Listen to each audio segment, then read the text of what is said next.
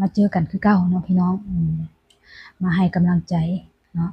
สำหรับครีเอเตอร์มือใหม่ที่กำลังสร้างช่องเนาะคือค่อยนี่ค่อยก็กำลังสร้างช่องคือกันเนาะแต่ว่าออกมาให้กำลังใจกันเนาะมื้อนี้เนาะค่อยก็ไปเบิ่งคลิปของชื่อเบ้าแคนเราก็เป็นผู้หนึ่งที่ว่ามีสร้างรายได้ในลาวเนาะแต่ว่าก็ฟังเราเว้านะมันก็บ่ทัน100%พี่น้องสร้างรายได้ได้แต่ก็ว่าบ่ได้100%เนาะ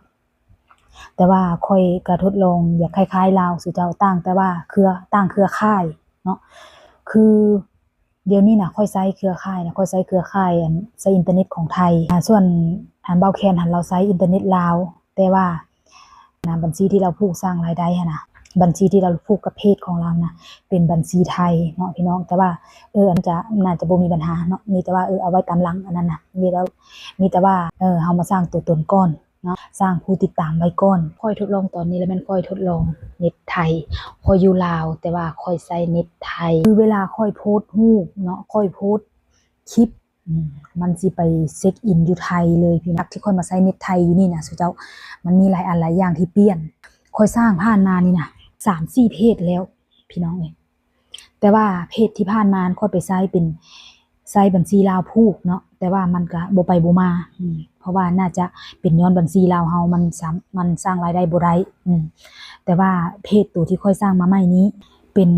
ที่อยู่ไทยแล้วก็อินเทอร์เน็ตไทย